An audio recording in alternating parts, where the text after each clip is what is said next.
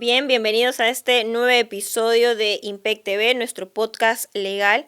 El día de hoy vamos a hablar sobre reciente publicación del doctor Joel Enrique Córdoba Rojas, destacado abogado penalista, que ha publicado su libro denominado Los modelos de la responsabilidad de la persona jurídica en el sistema penal peruano, gracias al Instituto Pacífico. El doctor está con nosotros. Doctor, muchas gracias por aceptar nuestra invitación. Para empezar, queremos conocer en primer lugar qué lo motivó a escribir este libro. Claudia, muchísimas gracias a ti, muchísimas gracias al Instituto Peruano de Criminología y Ciencias Penales por la gentil invitación. Espero poder, a través de tu audiencia, a través de tu medio, poder compartir a la comunidad jurídica un poco sobre lo que he venido trabajando desde hace varios años y que ha resultado en el libro que, como tú bien has señalado, recientemente se ha publicado. Un libro que ha sido parte de su maestría, ¿correcto? Correcto, sí, este libro básicamente está elaborado sobre lo que yo investigué para obtener el grado académico de magíster en la Universidad Nacional Mayor de San Marcos, ¿no? Respondiendo un poco a tu pregunta sobre cuál fue la motivación que tuve o que me inspiró para seguir esta línea de investigación, te diría que el principal problema es que para el año 2020, que un poco entro, 2019-2020, que un poco entro a ver esta situación, existía en nuestro país una especie de confusión respecto de las normas que se encontraban vigentes al momento de hablar de la responsabilidad de las personas jurídicas en el sistema penal peruano. ¿Cuál era esa confusión o cuál era esta situación un tanto incierta? Es que nosotros tenemos desde el año 2016 dos formas de sancionar a las personas jurídicas. Por un lado, tenemos el artículo 105 del Código Penal, que establece las consecuencias accesorias aplicables a las personas jurídicas, y por otro lado tenemos la Ley 3424, que estableció la responsabilidad, entre comillas, administrativa de las personas jurídicas desde el año 2016, que inicialmente estuvo enfocado solo para el delito de cohecho activo transnacional, pero que posteriormente se ha ido ampliando para otros delitos, ¿no?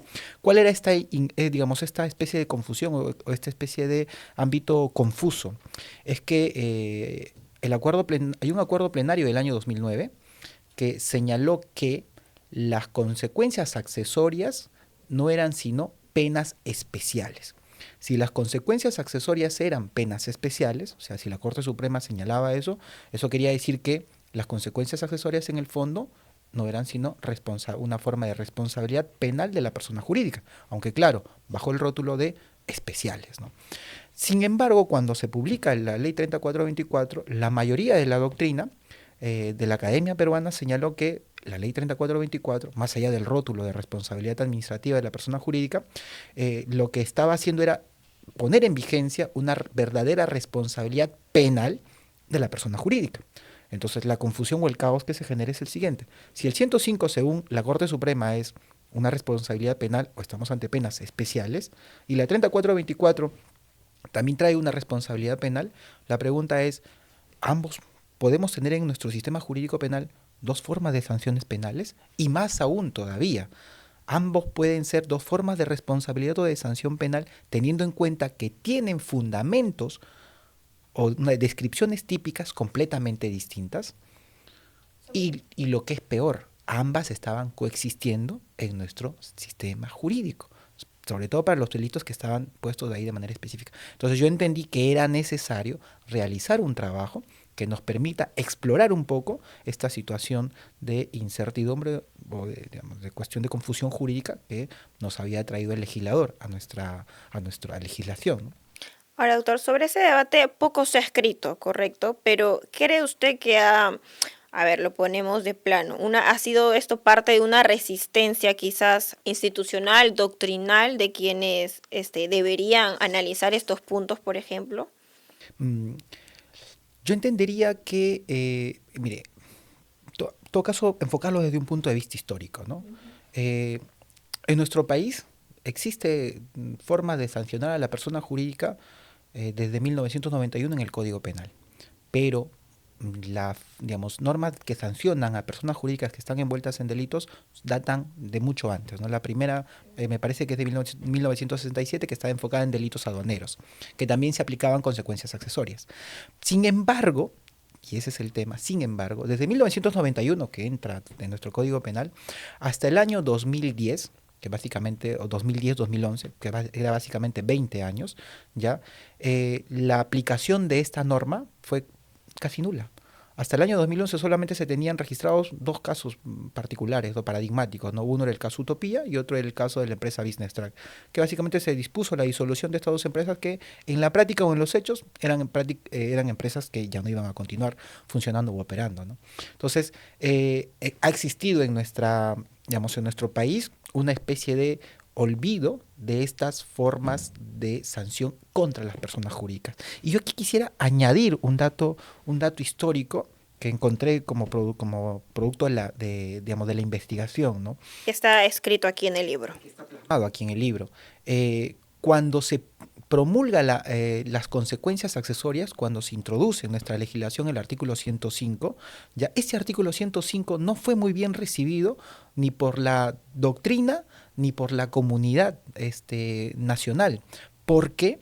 Porque se la asoció más a una forma o a un instrumento que iba a servir a gobiernos autoritarios para cerrar medios de prensa. Y esto lo dice un libro que comenta el Código Penal de 1991, Eduardo Chirino Soto, ¿no?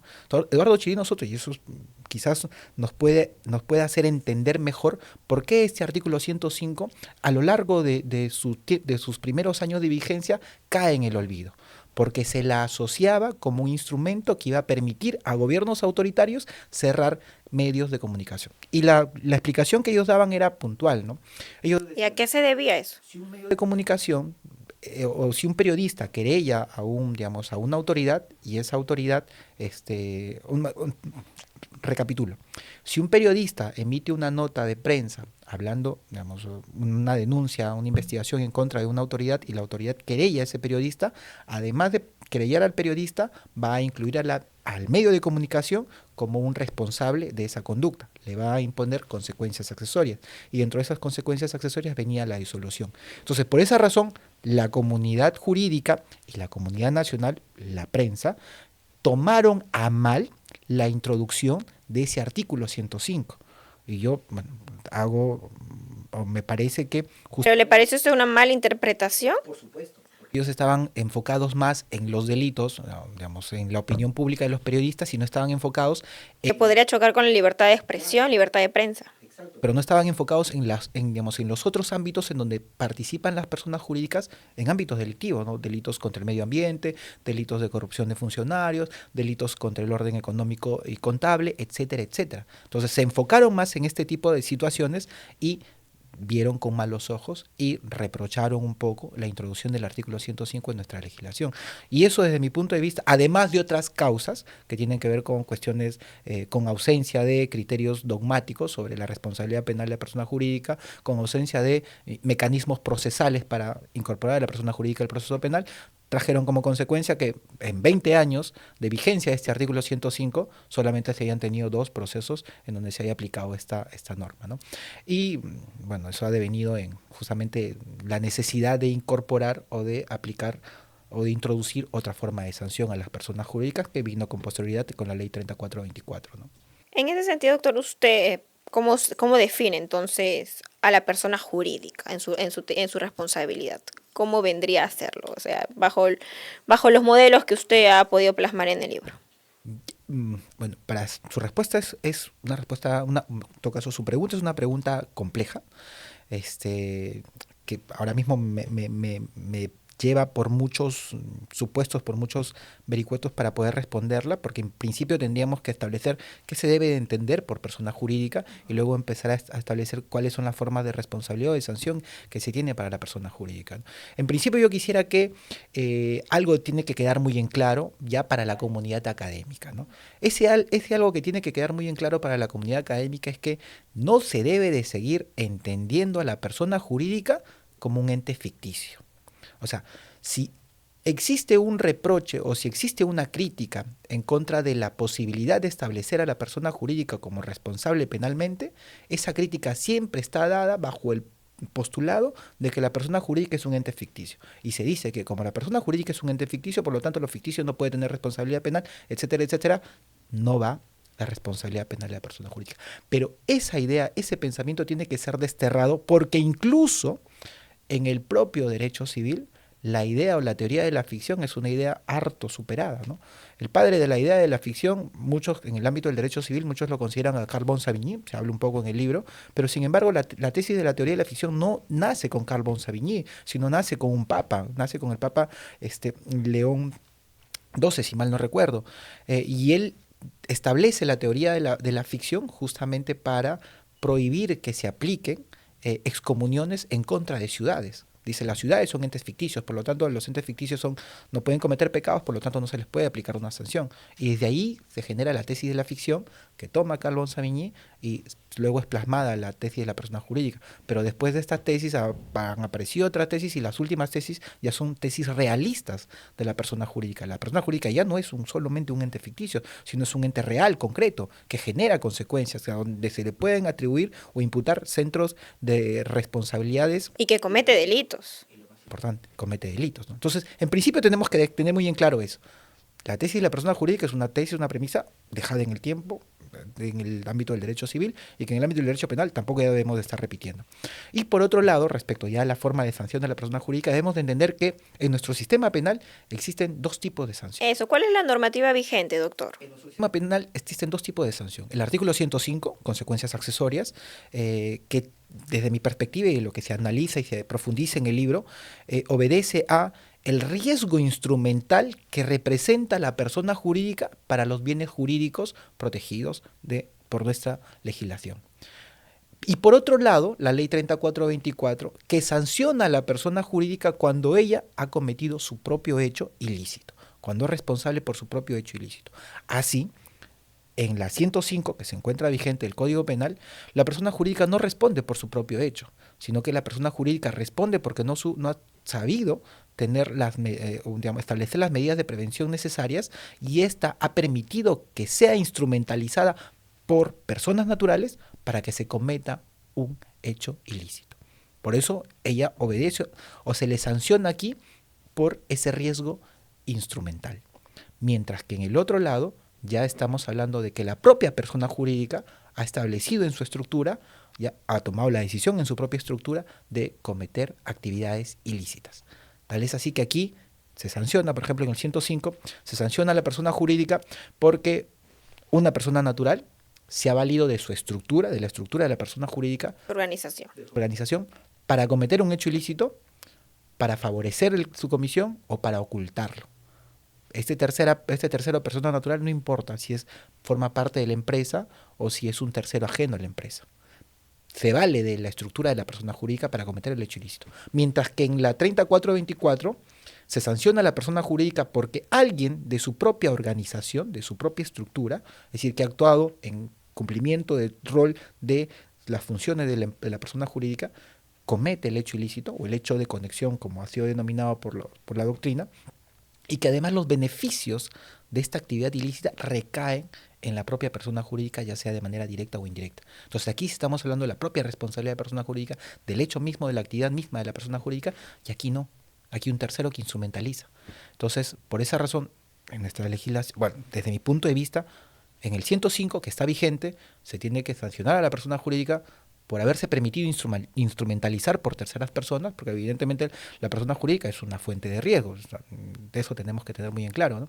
Y en el otro lado sí sancionamos a la persona jurídica por su propia responsabilidad, por su propio hecho, ¿no? Y en el anterior por la de un tercero. Exacto, ¿no? Y incluso por eso, en términos procesales también, y eso también se... Entonces serían dos responsabilidades que tiene una persona jurídica, y ese era el debate que centra su libro, ¿correcto? Entonces, nosotros por eso hablamos en el libro de los modelos. Hay dos modelos de responsabilidad de la persona jurídica. Está el modelo del 105, que es un modelo accesorio de responsabilidad, y está el modelo de la 3424, que es un modelo de responsabilidad autónoma. Aquí, como consecuencia de que otro ha cometido el hecho ilícito, pero te ha usado, y aquí como consecuencia de que tú mismo has decidido emprender las actividades ilícitas, ¿no? Aunque evidentemente aquí también utilizas a personas naturales, pero son personas naturales que forman parte de tu estructura, de tu estructura organizacional y se comportan dentro del rol que tú como persona jurídica les has otorgado, ¿no? Ahora, doctor, bien, llegando a un plano más actual en su experiencia, ¿usted considera que quizás el sistema peruano se encuentra bien alineado en lo que sea prevención de este tipo de delitos o no? Claro que se alinea a lo que digan las instancias internacionales.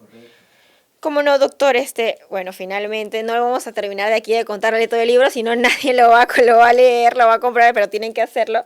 Doctor, ¿qué recomendaciones para estudiantes, para la comunidad jurídica sobre si es que quieren especializarse también en el derecho penal económico o corporativo?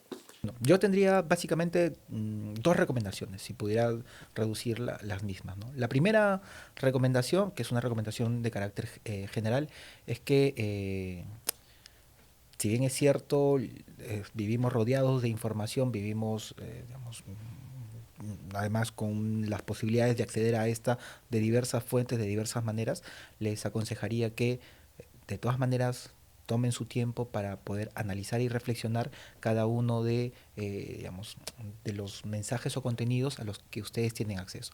Pero no solamente para que se tomen su tiempo para, digamos, reflexionar o analizar, sino para que también ustedes busquen las fuentes mismas de la información que les está llegando. Yo ahora les traigo a través de este libro, digamos, mis conclusiones, mis apreciaciones, pero si ustedes quisieran ahondar, y lo correcto y lo ideal sería que puedan ahondar, es que vayan a las fuentes que yo empleo en este libro para que ustedes también puedan conocer y puedan especializarse en esta materia, ¿no? Es decir, en última instancia, que les aconsejaría o les recomendaría que aboquen sus esfuerzos en la tarea, a veces difícil, a veces ardua, de investigar.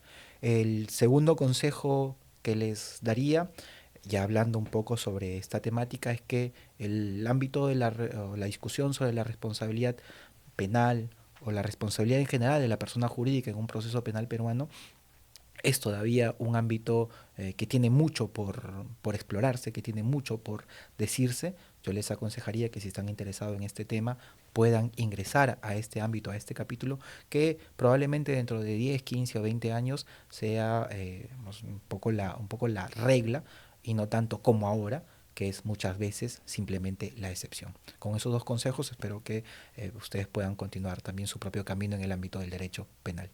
Muchas gracias, doctor. Agradecemos a todos los que se conectan para seguir impartiendo el conocimiento. Nosotros comunicamos que el libro del doctor Córdoba lo pueden encontrar a través del Instituto Pacífico. Y disponible también por canales digitales desde cualquier lugar donde esté. Muchas gracias.